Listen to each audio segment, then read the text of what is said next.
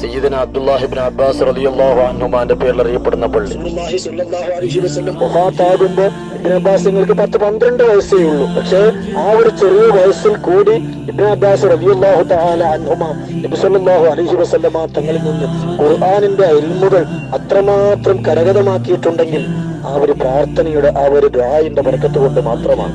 റസൂലുള്ളാഹി സ്വല്ലല്ലാഹു അലൈഹി വസല്ലമ തങ്ങളെ വഫാത്തിന്റെ ശേഷം ഹിജ്റ ഏകദേശം 60 കാലഘട്ടത്തിൽ മഹാനായ ഇബ്നു അബ്ബാസ് റളിയല്ലാഹു അൻഹു മക്കയിലേക്ക് വരികയും മക്കയിൽ താമസമാക്കുകയും അക്കാലത്ത് ത്വായിഫിൽ നിന്ന് മക്കയിലേക്ക് വന്ന ആളുകൾ അവരുടെ നിസ്കാരവും അവരുടെ വുളൂഉം അവരുടെ അമലുകളും കണ്ടപ്പോൾ ഈ സ്ഥലത്ത് ഇൽമു കൂടുതലായിട്ട് പ്രചരിപ്പിക്കേണ്ടതിന്റെ ആവശ്യം മനസ്സിലാക്കുകയും നേരെ ത്വായിഫിലേക്ക് വന്ന് തന്റെ കൂടെയുള്ള താബിഈ പ്രമുഖനായ മുഹമ്മദ് ബിൻ ഹനീഫ് റഹ്മത്തുള്ളാഹി അലൈഹി തങ്ങളെ കൂടെ ത്വായിഫിൽ ഇവിടെ ഒരു കുതുബ്ഖാനയാണ് ആദ്യം സ്ഥാപിച്ചത്. ഇബ്നു അബ്ബാസ് റളിയല്ലാഹു അൻഹു ഇവിടെ വലിയൊരു കിതാബിന്റെ ശേഖരം സ്ഥാപിക്കുകയും ഇവിടെ പള്ളി സ്ഥാപിക്കുകയും ഇവിടെ ദർസുകൾ തുടങ്ങിയിട്ട് ഇൽമിന്റെ ഖിദ്മത്തിനായി പ്രചരണത്തിനായി ഇവിടെ കഴിച്ചുകൂട്ടുകയും ചെയ്തു.